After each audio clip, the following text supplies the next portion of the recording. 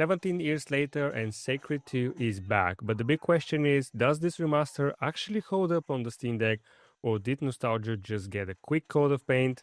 Without further ado, let's get into it.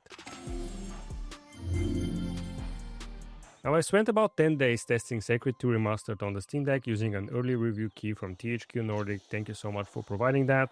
And while the idea of revisiting and Carrier sounded great, the reality was pretty messy. Now, this remaster promises a few things. Developers say they've modernized the experience with smoother and more responsive combat, an updated interface, full controller support, which is absolutely welcome, and refreshed visuals. And I'm quoting directly, all while preserving the deep systems and open-ended character progression the Sacred series is known for. This all sounds really great on paper, but the execution was pretty far from it. Now, at first, controller support was broken. And I say completely broken. On the Steam Deck, the game detects a DualSense controller, displays no button prompts.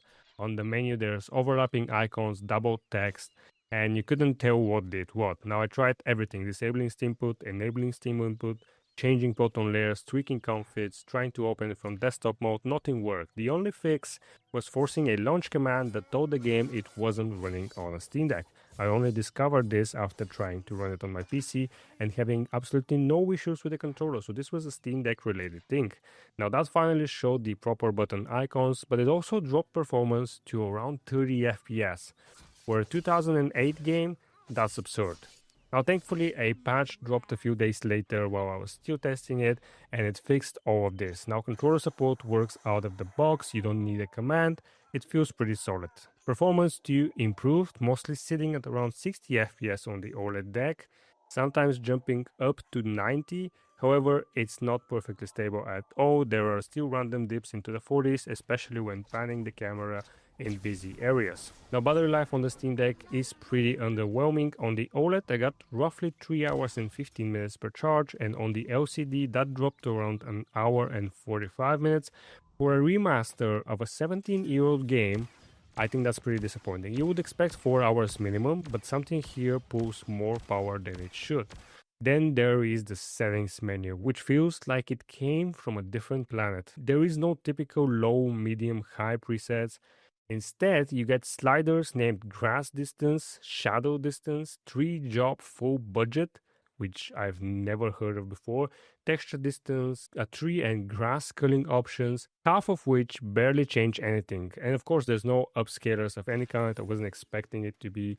In order to have upscalers, they need to be baked into the engine, and there's not really much change with the engine here. You can toggle SSAO, vignetting, and blur, but none of them really change performance or visuals that much. The game visually, I think it's fine. There's maybe some mild texture upscaling, maybe a bit more contrast, but if you try to compare it side by side with Sacred 2 Gold, the difference is pretty subtle. If you told me they were the same build running at different resolutions, I would believe you. They're the same picture. I think the biggest difference between the remaster and the old one is that the remaster has some upscaled grass and it has a lot more depth of field applied so that it looks a little bit more smoother than the original, but I think the original looks better when it is a bit rougher around the edges. That said, the updated interface that they promise is a welcome upgrade. It's cleaner, easier to navigate, and finally feels designed for a controller. You can zoom the camera all the way out for a Diablo-style isometric view or zoom right in for a third-person perspective. I believe that was achievable with the mod on the original. So one cool thing they've done is they've taken some community improvements and baked them into the game. I think it's a neat touch. However, do mind that the right stick zoom is extremely sensitive at first, and it will take some getting used to. Unfortunately, there is more serious issues with the game. The intro cinematic crashes the game on the Steam Deck every time. You start a new character, the video begins, and right at the same spot, the game hard crashes. It works fine on PC, so this seems deck specific. For now, you just need to skip it if you want to continue over to the gameplay. On the bright side, the game supports cloud saves, so if you start on PC and pick it up on deck, your progress transfers perfectly. That's generally convenient. You can pretty much continue playing with the same character. So where does that leave Sacred 2 Remastered on the Steam Deck? I think I can mark it as playable because performance is pretty okay. It's pretty disappointing that it's not locked 60 FPS. However, the controls now work. Battery life is definitely below expectations. The settings menu is confusing. and I think visual improvements are pretty minimal. I'm not sure what the price is going to be. They haven't announced the price, and this video is going to come out a day before the game comes out. So if this launches at around 40 or 45 euros, which is a full price, it's pretty hard to justify. Now, Sacred 2 Gold costs around 10 euros without a discount, and while it takes a few tweaks to get it running on the Steam Deck, it performs better, it lasts longer, feels more stable overall, even without official controller support. So for now, I cannot really recommend Sacred 2 Remastered on the Steam Deck. It's really not a great fit for handheld play.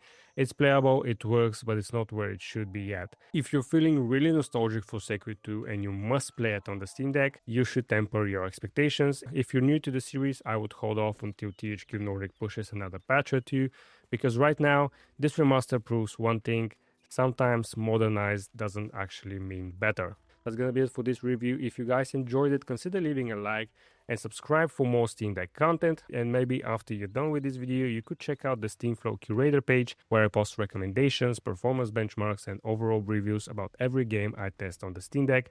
This game is gonna be marked as informational there, so it's not a yes or no. Hopefully they will improve on it and I can change it to your recommended. That's gonna be it. Thank you guys for watching, and I'll see you in the next video.